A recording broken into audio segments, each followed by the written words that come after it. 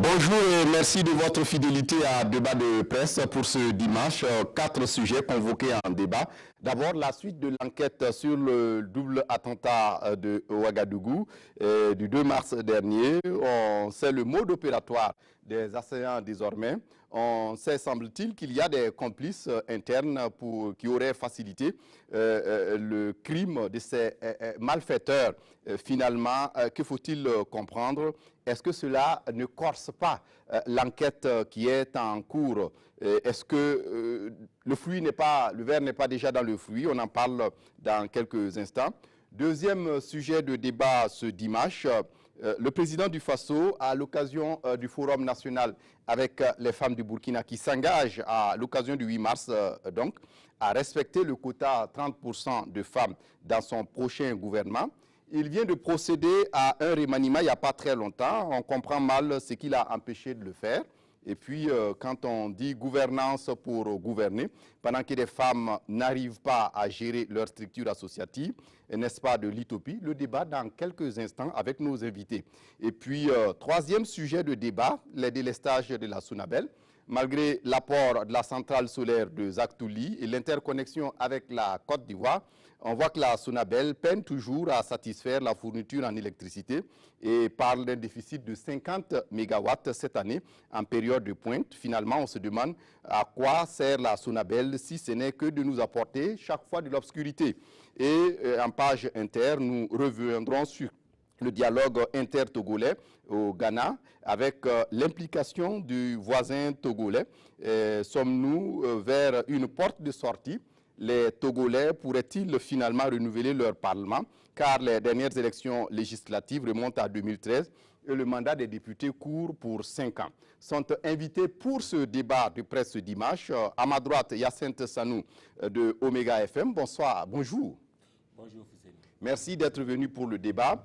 Et à ma gauche, Gabriel Kambou de Femme TV, bonjour. Afrique Femme TV, bonjour. Bonjour. Merci d'être venu. À ma droite encore, Soumaïla Rabo de Savane FM, bonjour. Bonjour Fousseni. Et puis, Boukari Oba de Mutations, bonjour. Bonjour Kimdo. Voilà, merci d'être venu pour ce débat. On va commencer avec vous, Yacinthe Sanou. La suite de l'enquête sur les 2 attaques de Ouagadougou du 2 mars dernier, Maïsa Sérémé, le procureur du Faso, qui explique un peu le mode opératoire et qui parle de probable complicité interne. Est-ce que cela n'inquiète pas? Alors, on s'en doutait bien lorsqu'on a vu en tout cas l'ampleur des dégâts et même le mode opératoire des assaillants qu'il y avait forcément eu en tout cas complicité, sinon, disons, mauvaise gestion de l'information à l'intérieur de ces 2 officines donc, qui ont été attaquées. Maintenant, elle a été aussi dubitative en parlant de complicité interne. Je pense qu'elle se fonde sur l'enquête en cours pour permettre d'avoir le fin mot de l'histoire. Je pense que le point fait, en tout cas, édifie sur certains niveaux, notamment, comme vous l'avez dit, sur le mode opératoire. On sait maintenant que les assaillants de l'état-major étaient tous en civil, qui portaient des tenues d'une chemise carrelée et qui étaient neufs, justement, c'est l'information, qu'ils avaient donc sur eux des bandeaux sur lesquels était mentionné donc il y a des divinités qu'Allah et Mohamed est son messager, et qu'ils avaient donc sur eux des substances inflammables. Je pense que ce sont des informations qui indiquent un peu de l'opération qui a pu avoir, la préparation qui a pu avoir, et qui peuvent aussi, pour moi, les enquêteurs doivent forcément, avec l'appel à témoins et l'appel à témoignage, inciter la population à témoigner, parce que forcément ces habits ont été payés quelque part, forcément l'essence et autres substances ont été payées quelque part, forcément ces individus ont dû dormir ou séjourner quelque part avant de commettre les forfaits. Ils sont venus en véhicule, un véhicule au niveau de l'état-major, un autre au niveau de l'ambassade, une moto nano. Forcément ces véhicules ont été acquis, loués ou en tout cas prêtés quelque part. Donc je pense que il faut que l'enquête se fonde en tout cas sur cette piste-là. Ça va permettre de remonter pour moi la filière. Oui, Boukari Ouba, on le voit, ces attaques marquent une autre étape dans le terrorisme que connaît le Burkina depuis 2016 maintenant. Mais est-ce que, quelque part, cette annonce de complicité probable interne qui aurait permis à ces assaillants d'agir ne complique pas aussi la tâche de la lutte contre le terrorisme dans notre pays? Oui, c'est vrai que ça va être davantage difficile si à la fois on est obligé de faire face à des ennemis extérieurs et qu'en même temps à l'interne également la cohésion n'est pas au beau fixe. Effectivement, de toutes les pistes qu'on a entendues, avant même que Madame le procureur ne sorte, même les profanes que nous sommes, on a commencé à penser, si on en vient jusqu'à attaquer l'état-major général des armées, au moment où on disait qu'il y avait une réunion qui devait s'y tenir, si on a pu circuler dans la ville, arriver jusqu'à ce niveau, avec aussi l'attaque de l'ambassade de France, est-ce que véritablement ceux qui ont mené cette opération n'avaient pas suffisamment d'informations et que ces informations ont pu leur être fournies par des éléments qui étaient à l'intérieur? Donc jusque-là, en tout cas, c'est une piste qui reste plausible. Maintenant, Madame le procureur même n'a pas donné plus de détails, plus d'informations, en tout cas palpables que ce que nous-mêmes nous pensions déjà, seulement que le simple fait que le procureur même pense que c'est possible, ça mais nous notre conforte confrère de davantage l'Observateur dans cette Palga piste-là. a susurré des informations en fin de semaine sur un peu, pas forcément l'identité, mais des personnes qui sont incriminées dans ces complicités. Oui, on Madame parle le d'un haut procureur, gradé tout et à fait. ensuite voilà, de militaires du rang. Oui, et selon l'observateur, ce seraient tous des gendarmes. Voilà, donc je pense que là, c'est des personnes qui sont tout simplement suspectées d'abord. Nous espérons quand même que si ces personnes-là sont entendues, on ne devrait pas prendre autant de temps pour pouvoir établir éventuellement leur culpabilité, s'il faut les déférer, qu'ils soient déférés. Je ne sais pas si ce n'est pas déjà le cas. Autrement, alors il va falloir les relaxer. Donc je pense que s'ils sont entendus, on doit avoir tous les moyens aujourd'hui de pouvoir établir leur niveau de complicité par rapport à cette attaque-là. Oui, Boukari Ouba et Soumaïl Arabou, votre réaction? Sur l'enquête judiciaire, je me demande s'il faut fonder beaucoup d'espoir. Parce qu'on est à la 3e attaque dans la capitale. Et pour les 2 autres attaques, je ne crois pas qu'on soit vraiment avancé dans les enquêtes judiciaires. Donc je me demande si on ne va pas rapidement oublier ce débat-là. Sur est-ce qu'on peut saisir les commanditaires, est-ce qu'on peut saisir les complices, les juger et les condamner comme on le souhaite. Bien entendu, c'est ce qu'on souhaite, hein, mais ça relève de l'idéal. Peut-être il faut saisir le problème autrement, c'est-à-dire voir... et c'est parfois une question que les gens ne veulent pas aborder. Quelles sont les circonstances qui peuvent favoriser de telles activités? Qui a intérêt à faire de telles choses? Et puis, comment on peut résoudre le problème en dehors des arcanes de la justice? Peut-être. Et pratiquement tous les Burkinabés voient les choses de la même façon. Il y a les terroristes qui vendent la drogue et puis qui disent parfois qu'ils sont musulmans, etc., même si ce n'est pas vrai. Il y a les terroristes qui sont au service de puissances occidentales qui veulent des territoires pour exploiter l'Afrique. Et puis peut-être il y a des terroristes qui font fabriquer par des acteurs politiques, ici, ailleurs ou je ne sais où. Donc les terroristes sont de plusieurs catégories. C'est quelle catégorie qui nous a frappés? Ce sont des terroristes au service de puissances occidentales ou ce sont des terroristes au service d'acteurs politiques? Et vous y croyez? Vous y croyez? Le procureur elle-même a souligné donc cette revendication. Pour l'instant, on n'a pas d'autre piste. Elle a dit qu'elle ne s'en tenait pas à la revendication et qu'elle allait pousser les investigations pour voir si la revendication peut apporter plus d'éléments au juge. Sinon, le juge travaille avec plusieurs hypothèses. Et ce sont ces hypothèses que moi j'évoque. Ce n'est pas parce que Yaga Gali a revendiqué que c'est lui. Il peut mentir. Il peut profiter d'une situation. Puis c'est chaque fois que quelqu'un explose, on attend 2-3 jours, s'il n'y a pas de revendication, on dit c'est moi. Pour paraître grand, pour paraître puissant. Mais ça peut être totalement faux. Donc moi, ça n'avance pas vraiment les Burkinabés dans la recherche de causes de ce terrorisme-là. Par contre, si on pose les vraies questions, qui a intérêt à frapper le Burkina? Qui veut exploiter, qui veut piller, qui veut reprendre son pouvoir au Burkina? On peut peut-être se rapprocher de la vérité. Parce que l'enquête judiciaire, vraiment, je ne sais pas en quoi ça nous aide vraiment. Voilà. Ouais. On permet à Yacine de réagir avant que... Juste sur la question des Gabriel revendications, Kambouni je pense quand même que c'est une piste sérieuse parce qu'on a vu donc ces personnes-là faire un communiqué pour publier la liste et les images des personnes-là qui seraient donc les assaillants. Je pense que c'est une piste sérieuse à exploiter. Plutôt que de se poser des questions qui, pour moi, vont rester de l'ordre politique, c'est un débat politique de savoir qui en veut au Burkina. Ils sont tellement nombreux éventuellement, le Burkina même à l'intérieur en vouloir soit à X ou à Y, mais pour peu en venir au terrorisme, ça va être plus compliqué. On a une piste sérieuse, on a des personnes qui ont revendiqué. Jusqu'où va cette revendication? Ils ont même publié les photos des assaillants, c'est une piste qu'on a. Donc, jusqu'où va cette revendication? Pour quels sont les motifs? On a ce groupe-là qui aujourd'hui détient notamment le docteur Ken Elliott, qui a perpétré certains autres attentats. Donc, ça nous donne une piste sérieuse pour moi à exploiter plutôt que de se poser ce genre de questions qui, pour moi, relève du débat politique. Qui est contre le Burkina? Ça, c'est une question d'ordre philosophique. Vous n'avez pas résolu le problème, s'il vous plaît. Yacine n'a pas du tout résolu le problème. Puisque ce mouvement-là, Diaga Gali, il peut travailler pour quelqu'un. Et ça ramène à la question fondamentale que je pose. Tout le monde peut utiliser Iyad Gali pourvu que vous ayez de l'argent. Puisque c'est un exécutant. Puisque c'est un mercenaire. Oui. Donc vous l'utilisez pourvu que vous ayez la mallette. Donc, quelle que soit la manière dont vous posez le problème, ça va revenir aux questions fondamentales que je pose. Qui a intérêt à attaquer Ouagadougou? Mais quel est le plus urgent? C'est la question. Le plus urgent, c'est d'arrêter ces personnes-là qui nous attaquent ou bien de se poser des questions qui, pour moi, relèvent du débat public. Qui est contre le Burkina Faso? C'est une question tellement vaste. Mais moi, j'ai posé fondamentalement le problème au début. Ça nous fait 3 attaques. On a eu 2 enquêtes qui ont commencé.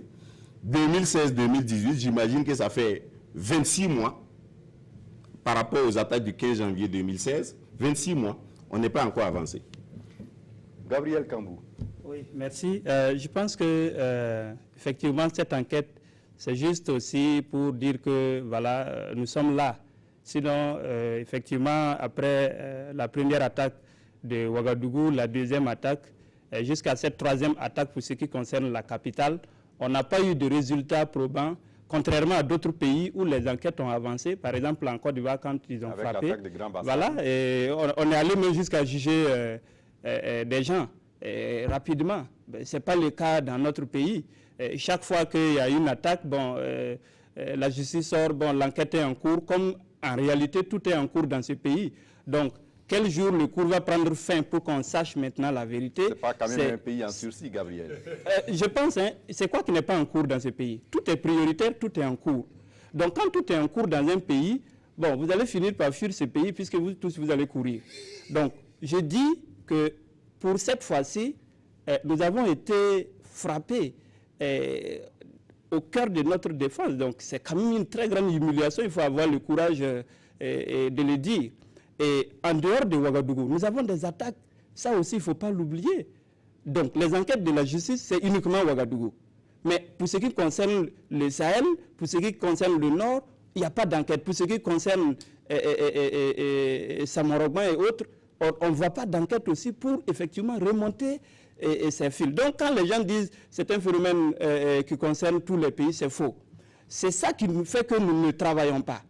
Pourquoi dans d'autres pays, quand on frappe, vous voyez l'efficacité de la réplique, les enquêtes pour arriver à un certain niveau, pour remonter. Les complexités des problèmes ne sont pas les mêmes. Tout problème complexe aussi a des hommes complexes qui sont capables de complexifier ces problèmes. Donc, si notre pays manque de gens capables de complexifier ces problèmes complexes que nous avons, cela veut dire que nous ne travaillons pas assez. Donc, si aujourd'hui, les terroristes sont arrivés à infiltrer notre armée, et nous sommes incapables d'infiltrer leurs mouvements, reconnaissons que nous avons failli, que nous ne travaillons pas assez.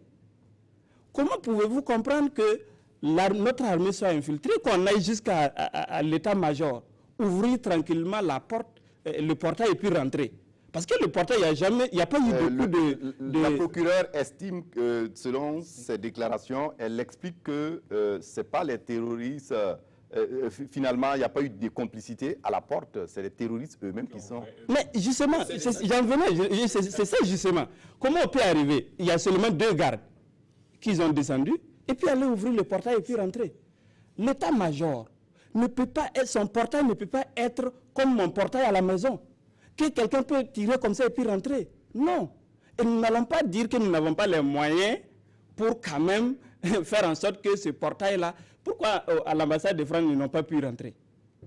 Parce que même s'ils arrivaient à franchir la première porte, la seconde porte-là n'est pas franchissable tant que ce n'est pas quelqu'un qui a ouvert. Mais comment se fait-il que notre armée, l'état-major, quelqu'un puisse ouvrir son portail de dehors facilement pour rentrer? Et l'autre chose, ceux qui étaient dedans, les militaires qui étaient dans l'état-major n'étaient pas armés. En tout cas, la plupart d'entre eux n'étaient pas armés. Donc, il n'y a pas eu de... Oui, il n'y a pas eu de... C'est une administration. Une administration militaire. Ça, il ne faut pas l'oublier. Et nous sommes à une période où c'était le premier anniversaire de la création de ce groupe. Tout bon pays sait que ce jour-là, ou en tout cas les jours qui sont proches de cette date-là, il faut être très vigilant. On n'a pas besoin d'être... pour le comprendre. L'anniversaire, ces gars-là vont fêter de façon dramatique cet anniversaire.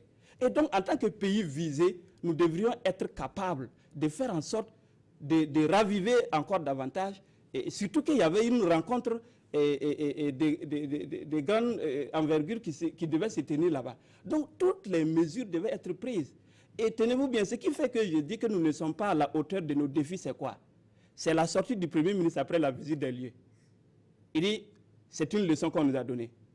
Ah non, une leçon après une troisième attaque dans la capitale, ça veut dire que la première attaque, on n'a pas appris de leçons. La deuxième, on n'a pas appris de leçons. L'attaque de Norsumbu, de Samoroba et les multiples attaques de choses, on n'a pas appris de leçons. Il a fallu qu'on tape l'état-major pour qu'on sorte maintenant dire « Ah, c'est une scène apocalyptique et c'est une leçon qu'on nous donne. » Non. En tant qu'homme, on ne nous donne pas une leçon 3 fois. Il y a longtemps que nous devrions prendre conscience, je finis par là, il y a longtemps que nous devrions prendre conscience. C'est vrai qu'on dit de faire bloc, il faut aller... Donc, moi, je dis, je ne fais pas ce bloc. Pourquoi? Je veux savoir où va ce bloc. Ce bloc sert à quoi?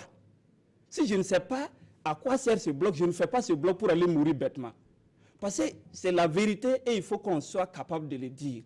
Nos responsables ne sont pas à la hauteur de nos défis qui nous concernent en ce moment. Aussi bien nos responsables militaires que nos responsables qui nous gouvernent. Et même nous, population, effectivement, également. Okay. Il faut qu'on puisse remettre tout. Et l'enquête judiciaire devait aussi aller en profondeur de sorte à nous permettre chacun de savoir quelle a été ma responsabilité et quelle peut être ma responsabilité demain pour que notre pays ne soit plus attaqué. Comme je l'ai dit, je finis sincèrement par là. Oui, l'ennemi a raison de nous attaquer. Ça, il ne faut pas qu'on se leurre. L'ennemi a raison de nous attaquer. Mais nous avons tort de nous laisser atteindre. Le rôle, c'est pourquoi j'ai dit nos litanies, nos messages de condamnation, ça ne servira à rien. Ce qui va servir, c'est notre réplique de garçon. Notre réplique de garçon ou de femme. Oui, Boukari Oba. Non, je crois qu'on a pratiquement tout dit. Je suis tenté de dire par rapport à la menace terroriste. Ça ne date pas d'aujourd'hui. On a tellement fait de commentaires, de débats là-dessus. Aujourd'hui, ce qu'on veut voir, c'est de voir effectivement un pays qui est à la hauteur de la menace. Or, ce n'est pas toujours le cas. Je crois que face à la menace terroriste, il y a plusieurs niveaux de capacité. Idéalement, tout ce qu'on souhaite, c'est de pouvoir justement déjouer ces coups-là. Hein, avoir des renseignements qui permettent effectivement de prendre ces terroristes avant qu'ils ne passent à l'acte. Si vous n'êtes pas capable d'agir donc en amont à ce niveau-là, au moins lorsque vous êtes attaqué, votre réaction doit pouvoir justement anéantir ces terroristes-là. Et ça, effectivement, dans la capitale, on y arrive tant bien que mal. Mais en province, ce n'est pas toujours le cas. Parce qu'au moment où nous sommes en train de parler, vous savez que la semaine qui s'achève là, il y a eu au moins 3-4 attaques. La même nuit. La même nuit, dans plusieurs localités. Mais à aucun endroit on nous a dit qu'on a arrêté les présumés assaillants. Et ça, c'est dangereux. Ce n'est pas seulement dans la capitale qu'on doit être capable de réagir face à l'attaque, mais c'est partout sur le territoire national. Si on a fait 8 morts à Ouagadougou, on peut faire 8 morts ou plus en province, et ce sera toujours des Burkinabés qui sont morts. Donc, si on n'est pas capable... Le président malien Ibrahim Boubacar Keïta estime, par exemple, que de la façon dont ces malfaiteurs peuvent nous surprendre, qu'on puisse, comme le dit Gabriel, infiltrer leur réseau et pouvoir les surprendre sur les territoires où ils agissent, puisqu'on connaît la délimitation de bien sûr, l'espace opérationnel. Ça, c'était notre niveau de débat et nous avons évoqué ça ici la semaine dernière, c'est-à-dire ne plus attendre d'être attaqué, mais aller au front, parce qu'on est censé savoir là où ils sont et il faut aller les rejoindre là-bas pour leur faire la guerre. Voilà, quelqu'un disait, je trouve que c'est tellement juste, quand vous ne pouvez pas éviter la bagarre, il faut chercher à être le premier à attaquer. Parce que coûte la bagarre là, elle va être faite. Donc n'attendez pas d'être attaqué avant de vouloir réagir. Donc je termine avec mon raisonnement. Si on n'est pas capable de déjouer ces attaques là en amont, donc par nos renseignements, au moins lorsqu'on est attaqué, on doit être capable de riposter à la hauteur justement de l'attaque. Oui. Et il y a un troisième niveau, c'est qu'après l'attaque, il y a toute l'enquête. Parce que vous avez été attaqué, il faut savoir exactement qui a attaqué, qui sont les complices, quel a été le mode opératoire et tout. C'est ça même véritablement qui va vous permettre plus tard d'exploiter ces renseignements-là pour pouvoir déjouer d'autres attaques. Lorsque vous avez pu dégoupiller un peu tout leur mécanisme. Or, effectivement, à ce niveau, comme Rabo le disait tout à l'heure, on a eu tellement d'attaques, on a tellement d'enquêtes qui sont ouvertes, mais on n'a pas les résultats. On n'a pas les résultats. La dernière fois, quand Madame le procureur tenait sa conférence de presse sur l'attaque du 2 mars, on lui a posé la question par rapport à l'avancée des autres enquêtes qui sont en cours, mais on n'a pas eu grand-chose par rapport à ça. Elle a dit que pour les deux autres attaques, ou bien précisément l'attaque de Aziz Istanbul, on a pu trouver que les engins qui avaient été utilisés avaient été volés sur le territoire national. On a retrouvé les personnes qui les avaient possédés, mais les motos leur avaient été volées à une certaine époque. Voilà. Mais c'est des renseignements, des informations qui ne sont pas abouties. Avec ça, on ne peut pas véritablement remonter la filière. Donc, il faut véritablement qu'on ait les moyens de pouvoir mener les enquêtes jusqu'à terme. C'est la seule chose qui peut nous permettre d'être à la hauteur de la menace. Oui, Yassine Sanou. Oui, je pense qu'on est d'accord sur un point. Sur le plan de la riposte, on commence à être plus ou moins, à même en tout cas de répondre déjà dans la capitale, on l'a vu avec la récente double attaque, et aussi dans certaines postes donc, où les agents ont riposté sur le terrain, il faut souligner.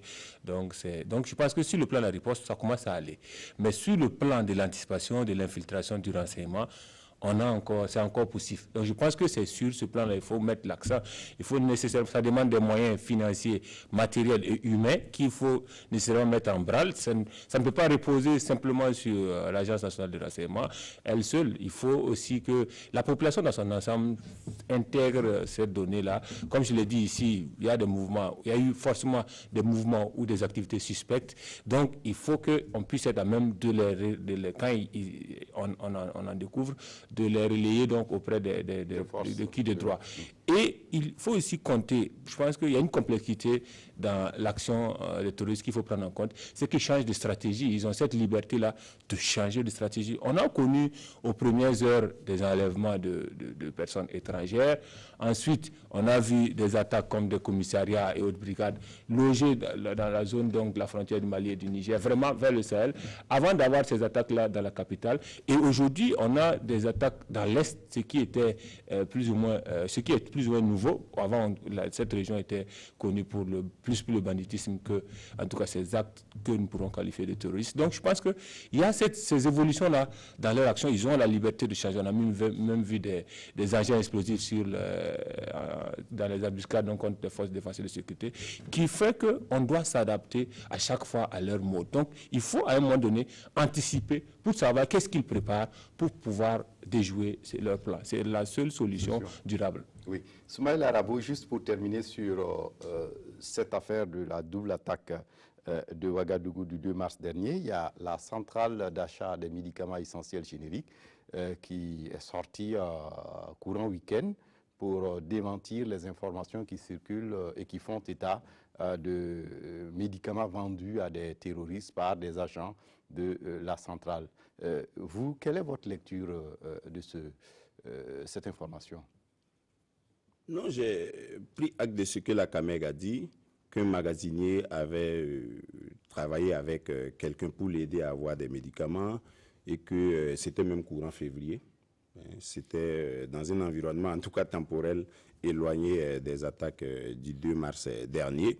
Et donc, je prends les choses comme ça. Je n'ai pas de commentaires à faire là-dessus. Peut-être c'est l'information telle qu'elle a été gérée sur les réseaux sociaux, bon, mais finalement, la centrale d'achat de médicaments, elle doit avoir beaucoup de problèmes, puisqu'en dehors de ça, il y a d'autres magasiniers qui ont maille à partir avec la justice, il y a des questions de gestion. Finalement, est-ce que l'agent ça ne jette pas le doute? L'agent en question, il s'est dit qu'il a été entendu et qu'il a été ensuite libéré avec d'autres personnes. Maintenant, est-ce que c'est la CAMEC qui est responsable de ça? Ce n'est pas évident. Ce n'est pas évident. Je sais qu'on avait eu un débat à la suite des attaques terroristes de janvier 2016 et on avait dit que les terroristes en question s'étaient approvisionnés en produits dopants sur la place ici, à Ouagadougou. Voilà. Bon, est-ce que ça met en cause ceux qui leur ont vendu les produits? Ce n'est pas toujours évident parce que les gens, ils ne mesurent pas toutes les implications des activités commerciales qu'ils peuvent poser. Et donc, je ne vois pas grand-chose.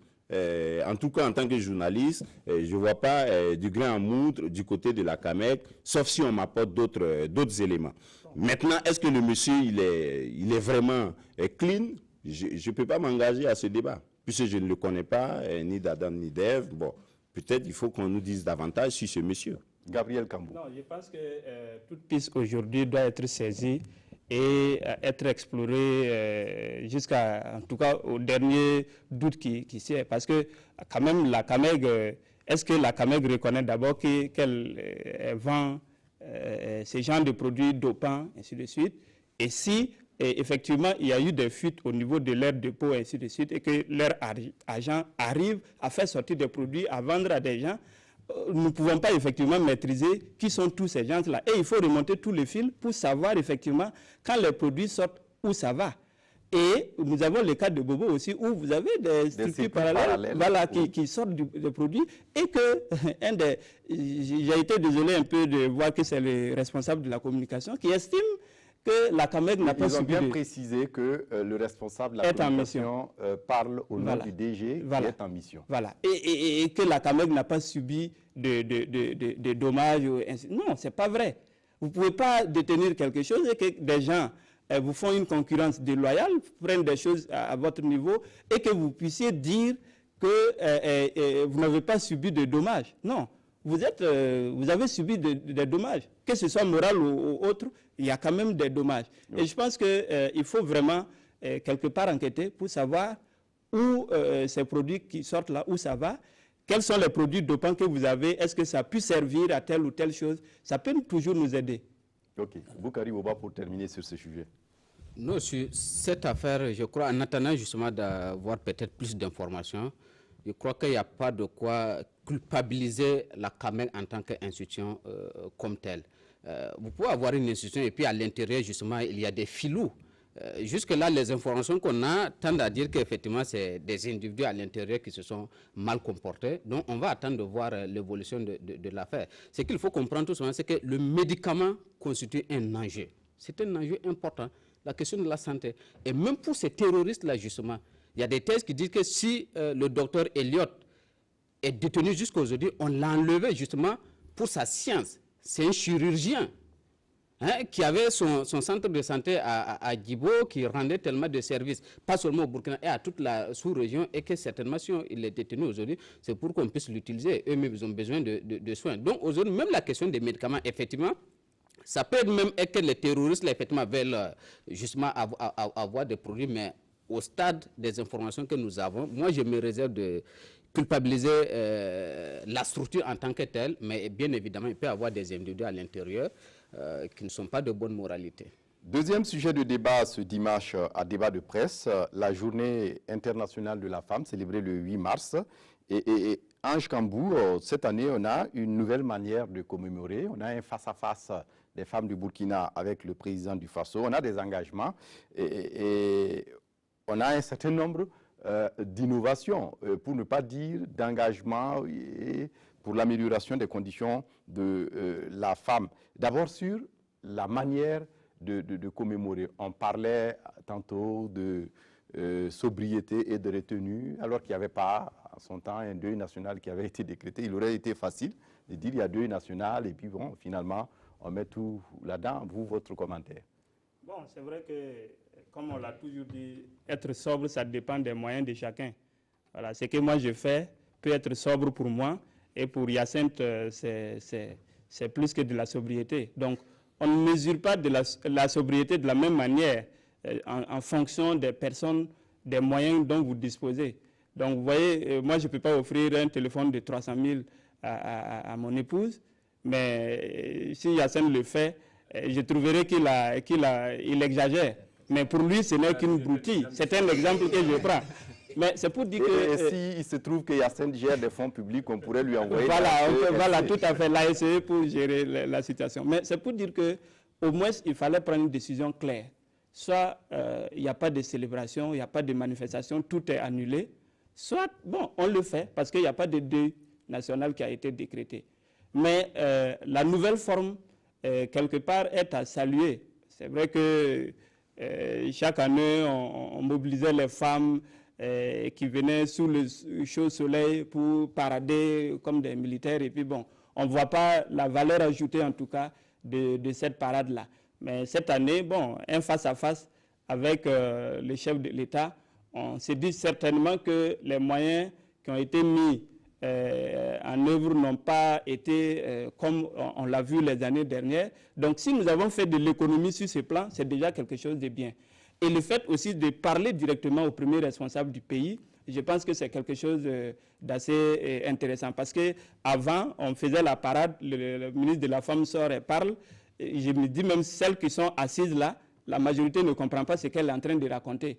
Voilà, elle parle à l'extérieur, elle parle aux intellectuels, mais pas en tout cas à cette majorité-là qui a besoin de savoir ce qui se passe dans le pays. Donc, je pense qu'aujourd'hui, avec cette nouvelle donne, si ça doit continuer, au fur et à mesure, les choses vont se peaufiner, s'améliorer, pour qu'on puisse quitter quand même le côté festif de cette commémoration de la journée du 8 mars. Parce qu'au départ, ce n'était pas une journée de fête, donc c'est une journée de réflexion, de combat, de bilan, je peux le dire.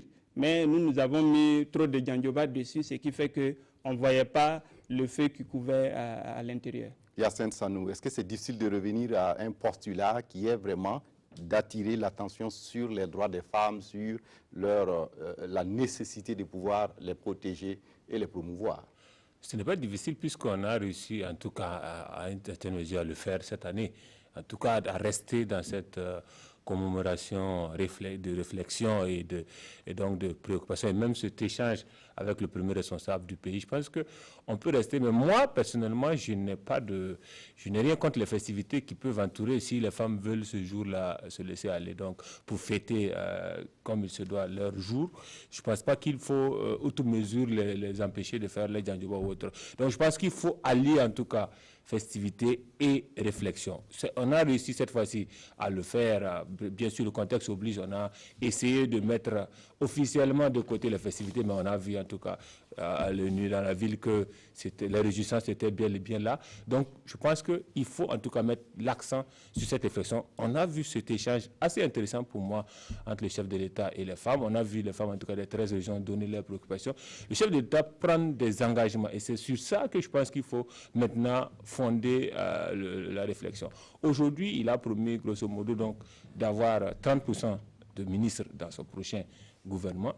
Il a promis, entre autres, respect de la fameuse loi quota genre. Quota genre. Il a promis également de relever de façon substantielle le budget du ministère de la Femme et des fonds d'entrepreneuriat des femmes. Oui, et le fonds aussi qui va être relié au ministère de la Femme et non à un autre ministère. Justement, je vais en venir. Et le dernier point, c'est vraiment sur la parité dans les terres cultivables. Justement, ces promesses soulèvent nécessairement des questions. Et il a dit lui-même, les femmes doivent prendre leur avenir en main et doivent prendre ces promesses-là et veiller à ce qu'elles soient respectées. Quand le quota genre, bien sûr, c'est toujours resté dans les textes, ça n'a jamais été appliqué. On parle de remaniement. Dieu seul sait quand est-ce qu'il y aura ce remaniement. Il faut noter noir sur blanc pour se rappeler et faire le décompte en fonction du nombre de ministres qu'il y aura des femmes à l'intérieur pour voir s'il est respecté.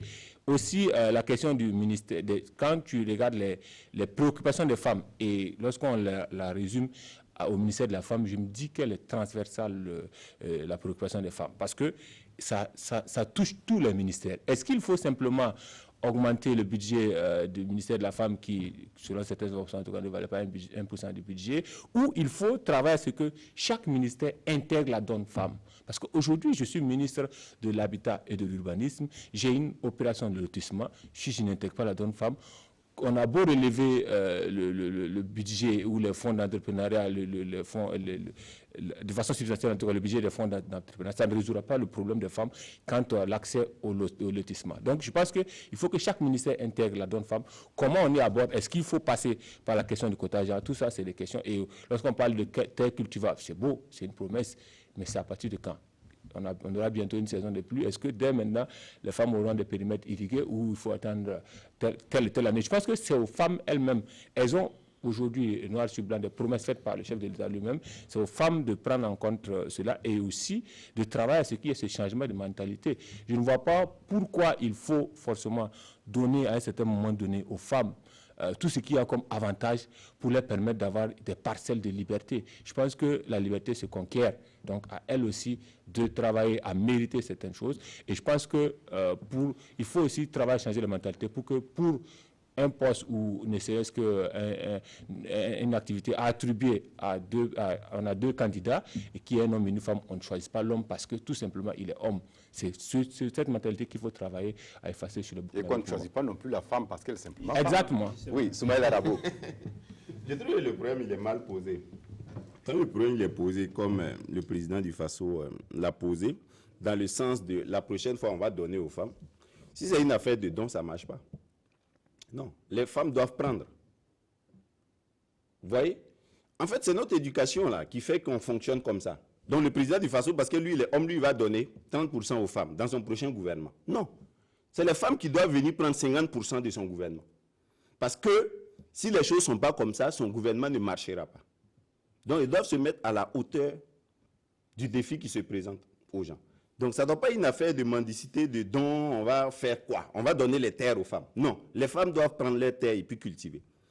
Vous voyez? Donc, ce n'est pas les hommes qui doivent réfléchir à la place des femmes. Ce n'est pas les hommes qui doivent adopter les politiques à la place des femmes. Si les femmes sont à toutes les instances de décision, les décisions ne sont pas des décisions masculines. Ce sont des décisions burkinabées qui intègrent des prises de pouvoir à la fois du côté des hommes comme du côté des femmes. Deuxième mauvaise manière de poser le problème, c'est de poser le problème dans le sens de antagonisme homme-femme. Si les femmes ont des problèmes, c'est que c'est la faute des hommes. Vous voyez, si les femmes sont moins présentes, c'est la faute des hommes. C'est parce que les hommes ne laissent pas la place aux femmes. Non, on doit poser les problèmes autrement. Comme Hyacinthe a dit, ce n'est pas parce qu'elles sont femmes qu'on va les mettre. C'est parce qu'elles sont compétentes qu'elles doivent être là. Vous voyez, le 8 mars, une amie m'a envoyé par mail une étude en France sur la présence des femmes dans les radios, à la fois comme journalistes, mais à la fois comme expertes invitées sur les plateaux de débat. C'est la même réalité qu'au Burkina. C'est à peine autour de 26% de femmes journalistes en radio et de femmes expertes invitées reçues sur les plateaux de radio. Le problème se pose de la même façon. Parce qu'il y a une mauvaise manière globale de poser le problème. Voilà. Donc, si on réfléchit autrement, on dit... Est-ce que Soumaïla Rabo... Fousseni Kido va inviter des journalistes le dimanche prochain. Il ne faut pas qu'on soit des hommes seulement sur le plateau. Il faut qu'il y ait des femmes. Mais il faut qu'elles soient là parce qu'elles peuvent faire le débat. Exactement comme on le fait. Il ne faut pas que quand elles sont journalistes, qu'elles traitent l'éducation et la santé et les questions de cuisine. Vous voyez? Il faut qu'elles traitent les questions sportives, politiques, économiques. Vous voyez? Est-ce que les pesanteurs... voilà. Aujourd'hui, nous avons aujourd'hui les moyens et l'instruction et l'éducation pour dépasser ça. Pour dire... mais nous ne sommes pas... Je ne dois pas faire le débat avec Ouba parce que c'est un homme. Nous ne sommes peut-être que 1% ou 2% de la société qui soit un peu à un certain niveau d'instruction. Je suis d'accord. Maintenant, là où nous agissons, nous devons sentir que les choses sont différentes. Mais jusqu'à présent, ce n'est pas le cas. On dit, oui, comme je suis président du FASO, je vais donner 30% aux femmes la prochaine fois. Non, c'est les femmes là qui doivent mettre le président du FASO. Surtout qu'il y a eu les maniements il n'y a pas très longtemps. Qu'elles vont choisir. Et qu'on aurait pu peut-être mettre cette... C'est forcément le président et le Premier ministre qui vont donner les places. Ça, c'est une réalité. Non, vous ne me comprenez pas. Si la prochaine fois, le président du FASO, c'est une femme, c'est lui qui va mettre 30% d'hommes. C'est elle qui va mettre 30% d'hommes. Oui, moi, en fait, je suis un peu d'accord avec Rabo parce que, en fait, moi je suis souvent un peu gêné quand on fait ce genre de choses. Bon, prends parce que tu es femme. Prends parce que tu es ceci ou cela. Non, c'est pas élégant. Ouais. Et souvent, ce n'est pas des mesures réfléchies. Je le dis parce qu'à un certain moment, on avait dit les bourses là aux femmes, aux filles seulement. Et ils ont appliqué ça. Et quand nous, on est arrivé à l'époque, les garçons, que tu sois le premier de la région, tu n'as pas droit à la bourse. C'était les filles seulement. Moi, je me suis retrouvé dans une classe avec 5 filles qui avaient la bourse. Après la 6e, c'est 2 qui sont passés en 5e, les autres ont redoublé ou renvoyé, et toutes les 5 se sont limitées à la classe de 5e. Et vous voyez, donc, ce n'est pas forcément, ce n'est pas seulement ce qu'on donne qui fait que les choses vont avancer. Donc, il faut réfléchir de sorte. Vous voyez, on chante chaque jour ici, et les femmes même le disent, qu'elles sont 52% de la population. Plus de 52%. Et si vous prenez ceux qui ont voté lors de la présidentielle passée, vous allez voir qu'il y a plus de femmes. Mais la seule femme qui s'est présentée à la présidentielle n'a même pas été élue députée. Elles étaient deux. Voilà, il y avait François Boutoé et Sarah à son âme, ouais. bon, il y a plus l'autre en mémoire à moi. Voilà. Bon, 2 femmes, elles n'ont même pas, les scores réunis, ça ne valait pas 5%. Donc, si vous, la majorité, vous n'êtes même pas capable déjà, entre vous, de vous attribuer ce qu'il y a lieu de faire. On ne va pas dire ici, ce n'est pas les maris qui ont accompagné les femmes dans les isoloirs pour voter. Non, elles étaient libres de voter. Donc, je pense qu'il faut que la femme même soit prête à assumer son rôle. Et quand on travaille à être incontournable, il n'y a pas de raison que le président ne soit pas obligé de vous choisir. Et Madame Rosine, qui dirige le ministère de l'économie, on n'a pas trouvé mieux qu'elle. Et elle le fait bien. Bon, voilà. C'est une appréciation. Voilà. Mais je veux dire, au moins, elle arrive à répondre et quand même, pour avoir écouté certains de ses collaborateurs, on a vu qu'elle a quand même tenu tête à des réalités qui étaient là. Elle a révolutionné. Moi, je suis passé à la Genève, j'ai vu le ministère même qui a été refait. Et la construction, tout ça, ça participe de choses. Du dynamisme que les femmes peuvent apporter. La femme travaille, la femme a une puissance qu'elle ignore. Oui. La femme même ignore sa toute puissance. Et elle croit que, elle regarde, elle learn to you ce que l'homme a. C'est parce que nous sommes faibles que nous sommes violents. C'est ça la réalité. Mais la femme est plus forte que nous. Mais elle n'est pas consciente de ça. Elle regarde, elle learn seulement ce que nous, nos choses éphémères que nous faisons, et elle veut faire comme nous faisons. Oui. Je porte le pantalon parce que mon mari porte le pantalon. Si mon mari a porté souliers, il faut que moi aussi j'ai la possibilité de porter souliers. S'il sort, je sors. Voilà, s'il sort, je sors. Non, nous devons travailler de sorte à nous imposer. Et il faut que les femmes s'imposent. Vous voyez, quand on parle de débat ici, vous appelez combien de femmes? Combien viennent? Elles ne veulent pas venir. Vous sortez dans la rue pour faire un micro-trottoir. Moi, quand j'étais en radio, ce que je redoutais le plus, c'est de sortir faire un micro-trottoir où il faut demander à des femmes de parler. C'est à la limite, vous allez les draguer pour qu'elles puissent parler au micro. Donc ça, ce n'est pas la faute de l'homme. Draguer dans le sens positif. Oui, Boukari Oba, il est temps que les femmes prennent le pouvoir. Oui, il est temps, mais ce n'est pas évident. Ce n'est pas évident. Moi, j'intègre ce que Rabo a dit tout de suite et que Kambou a appuyé, mais je ne veux pas non plus être idéaliste jusqu'à ce point. Il faut qu'on admette qu'il y a des réalités qui empêchent les femmes d'être à ce stade-là. C'est une vérité. En attendant que la situation change là, la femme, c'est elle qui va porter la grossesse. C'est elle qui va allaiter l'enfant. C'est elle qui va faire le ménage. Il y a tellement de choses. Moi, je ne parle pas... Mais comment rompre avec cette logique? Je suis d'accord avec Rabo quand il dit on ne doit pas attendre qu'on leur donne les postes. Je suis d'accord avec ça. On ne va pas leur donner. Mais ce qu'on doit faire, pas en tant qu'homme, en tant que société, du métoussement, c'est de lever certaines pesanteurs qui empêchent justement à la femme de progresser. Tu veux maintenant que les hommes portent la grossesse? Je vais vous dire, non, pas ça. Je vais vous dire, vous savez, quand on nomme une femme à un gouvernement, la première des choses, justement, c'est de demander l'avis de son mari. Et la société trouve que c'est normal. Parce qu'il faut d'abord qu'elle ait l'avis de son mari. Elle ne prend pas le poste avant de venir dire à son mari, on m'a nommé ministre. Mais ce n'est pas le cas. L'avis de sa femme aussi. Hein? Ok, mais très peu de maris demandent. Ils viennent informer. Je suis nommé comme tel et on trouve que c'est normal. Donc, la place des femmes dans la société c'est lié justement aussi à certaines pesanteurs, à ce que l'homme lui permette justement d'y arriver. On ne va pas le nier. Il y a 52% de femmes, on le dit, ou plus. Mais elles sont combien à être instruites? Parce que justement, les hommes, les gens préfèrent envoyer le jeune garçon que d'envoyer la jeune fille qui doit, jusqu'à un certain âge, continuer à aider sa maman à faire le ménage. Jusqu'à une date très récente, quand une fille prenait une grossesse à l'école, elle était exclue. Elle était exclue et les gens trouvaient que c'était normal. Donc, il y a quand même un certain nombre de réalités qui ne permettent pas à la femme de progresser et je veux qu'on en tienne compte. Mais l'autre aspect, justement, c'est de dire à ces femmes-là que c'est à elles aussi de se battre pour pouvoir être à ce niveau jusqu'à ce qu'on puisse lever justement des pesanteurs. Et je termine sur un point. Par rapport à la célébration, je suis peut-être un peu partagé là-dessus. Je ne suis pas sûr qu'on ait avancé.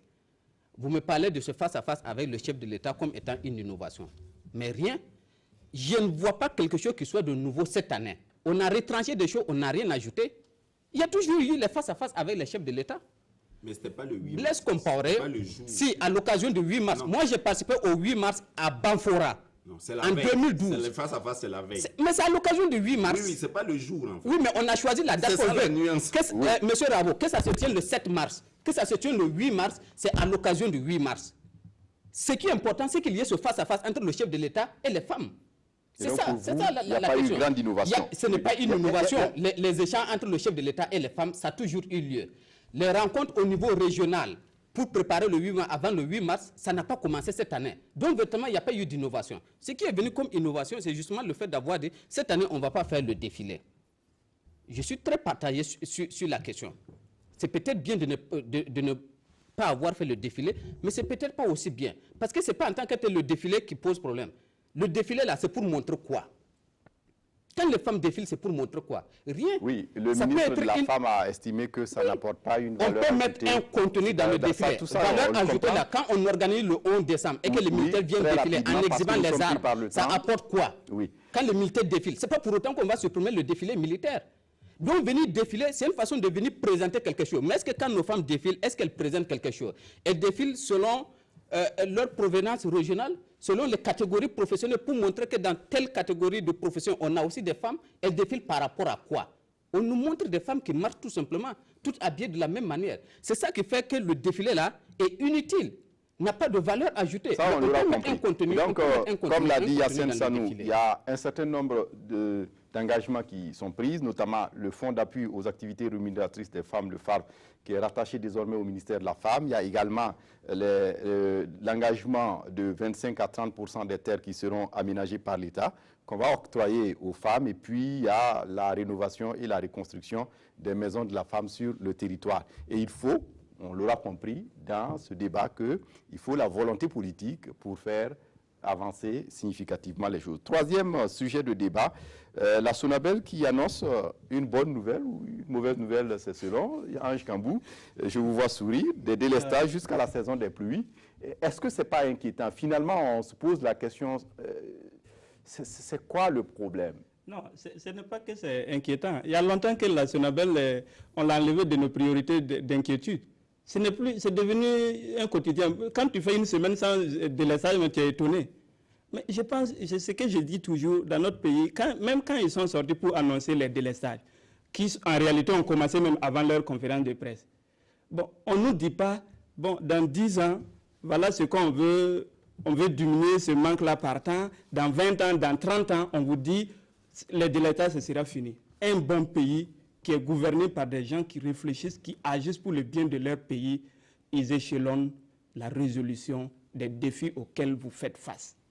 La Sonabel ne peut pas être là depuis les années des indépendances, là, que nous avons cette structure. Jusqu'à aujourd'hui, on ne peut même pas alimenter Ouagadougou seul en électricité. Et il n'y a pas de vision.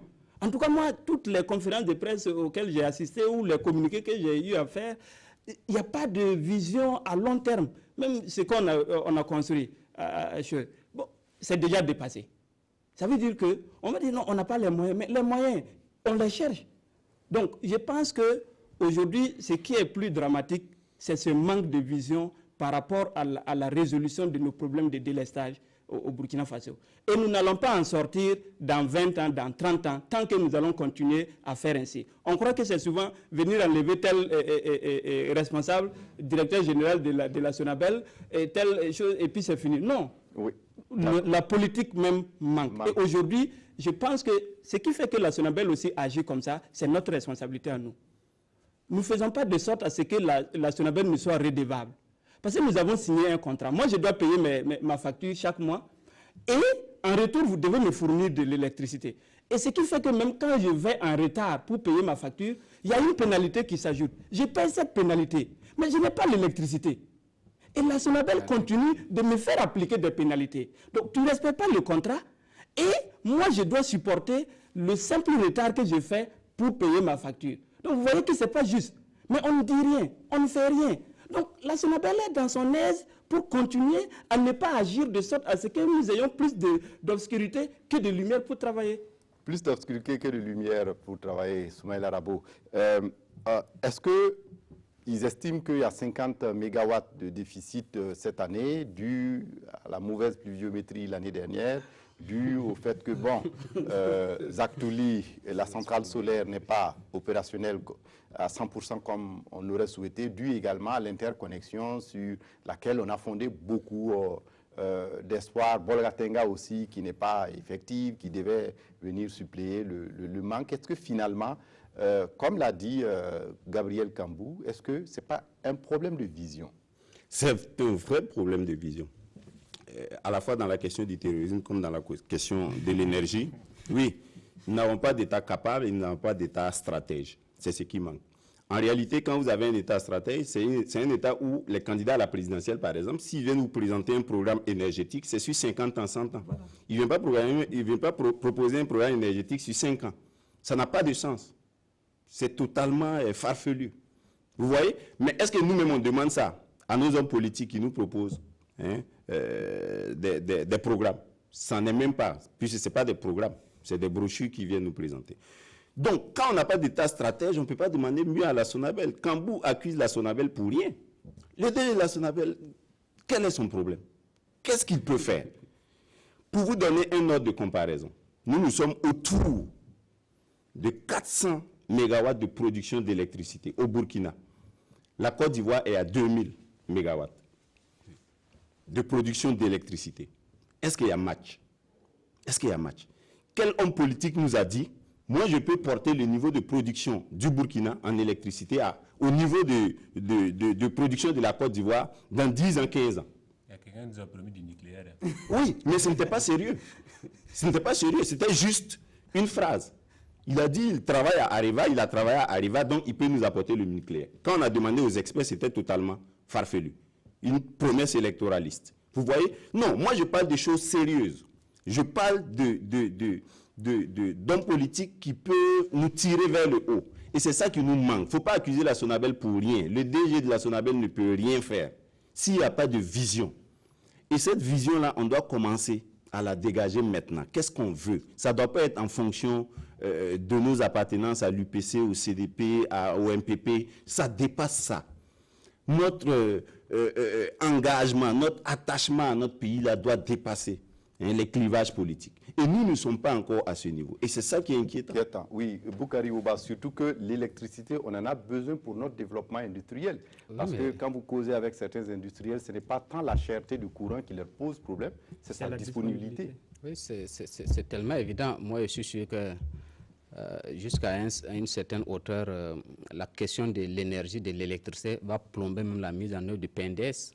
Il n'y a pas de PNDS quand, voilà, à chaque 15 minutes, 30 minutes, il faut faire face à une coupure d'électricité. On ne travaille pas. Donc, c'est devenu une chanson. Hein. Je crois que les Burkinabés sont préparés pour ça. Chaque début ou mi-février, il faut s'attendre certainement à ces délestats-là jusqu'à ce que les pluies tombent abondamment. Il ne faut pas toujours aussi rejeter la faute à la nature, que c'est parce qu'il n'a pas beaucoup plu. Je me souviens lorsqu'il y a eu les inondations qu'on avait connues. Voilà. Donc, juste avant les inondations, on nous avait dit « Ah, on n'a pas d'eau dans les barrages, Tanguin 1, Tanguin 2 sont tous vides, c'est pour ça qu'il y a des coupures. Effectivement, il y a eu le 1er septembre qui est tombé, tous les barrages étaient débordés, les délaissés en continu nous a dit non, que c'est parce que les centrales là sont inondées, c'est rentré ici, c'est rentré là. Bon, on n'avait pas l'eau, on a maintenant l'eau en trop, donc finalement, quand on ait l'eau en moins ou en trop, on n'a pas l'électricité. Donc le problème, il est réel. Il faut déjà que nos autorités aient de la vision, comme Rabo le dit, et qu'il y ait aussi une bonne gestion. Je crois que l'année dernière, et c'était la première fois, la Sonabel avait réalisé au niveau de sa gestion financière un excédent. En tout cas, le compte était assez bon, alors qu'habituellement, le compte était toujours au rouge. Toujours au rouge. Donc, il faut déjà qu'on commence par une bonne gestion et qu'il y ait effectivement une réflexion qui nous permet de résoudre le problème dans le long terme. Et pour le court terme, c'est-à-dire dans l'urgence, là où nous sommes, ce que moi je peux demander à la Sonabel, c'est de respecter son calendrier de délestage. Ce n'est pas normal que vous dites que vous allez priver quelqu'un de l'électricité de 6h à 12h, la personne se prépare pour ça. Je sais que de 6h à 12h, je n'ai pas de l'électricité à mon service et que je sais à partir de quel moment j'ai travaillé. Mais non, à 13h, on vous coupe le courant. À 14h, on vous coupe le courant, alors que ce n'était pas dans l'agenda. On fait des jeux de lumière. Donc, véritablement, on sort un calendrier, mais le calendrier, il n'est pas respecté. Et ça, véritablement, j'en veux énormément à la Sonabel. Oui, Yacine Sanou, juste en un mot, le Togo où les deux camps, opposition et pouvoir, s'assoient pour discuter autour du président ghanéen, leur voisin. Est-ce qu'on peut penser à peut-être le début de la fin? Je pense que oui, puisqu'on a en tout cas des bonnes résolutions. On a vu la libération de certaines personnes qui ont été donc arrêtées en marge du dialogue, début du dialogue 19 février dernier. On a vu l'opposition également renoncer à certaines marches. Je pense que le dialogue en tout cas est bien abouti. Maintenant, jusqu'où ça va aller, c'est ça la question, parce que nous avons donc la question des législatives, l'organisation des législatives qui va se poser forcément dans cette année 2018. Qu'est-ce qui va être arrêté autour de cette législative? Et je suis sûr que l'opposition togolaise va revenir et remettre sur le tapis la question du mandat donc, de Faure. Donc je pense que pour l'instant, le dialogue en tout cas est bien parti. Les deux camps ont montré leur volonté d'aller sur la table du dialogue avec donc le président ghanéen qui s'implique en tant que facilitateur. Maintenant, j'ai des questions. On n'en est pas encore une question cruciale. Qu'est-ce qui va être fait? Je ne pense pas que l'opposition va renoncer en tout cas à la limitation des mandats. Et je ne pense pas également qu'elle va renoncer à avoir une implication active dans l'organisation des législatives. Donc je pense que qu'est-ce qui va être arrêté à ce niveau, c'est tout ça qui sera donc la problématique du dialogue intertogolais. Oui, votre avis, Soumaïla Rabo, et on termine avec je ne suis pas sûr que ça permette aux Togolais de sortir de l'auberge, parce que si le problème n'est pas attaqué au fond, le problème au fond, c'est la monarchie que la famille de Yacine Bey a installée au Togo. C'est ça qu'on doit résoudre comme problème, ce n'est pas autre chose. D'accord. Oui. Voilà, merci à tous les quatre d'être venus. C'était là pour le débat. Yacine Sanou de Omega FM, Gabriel Kambou de Afrique Femme TV, Boukari Ouba de Mutation et Soumaïla Rabo de Savane FM. Merci à vous d'être venus et on a discuté de 4 sujets. La suite de l'enquête sur la double attaque de Ouagadougou, la journée de la femme avec les engagements du président du Faso, mais aussi les délestages de la Sonabel qui reviennent et le dialogue inter-togolais. Merci à vous, chers téléspectateurs, et à la semaine prochaine pour un autre débat de presse. Au revoir.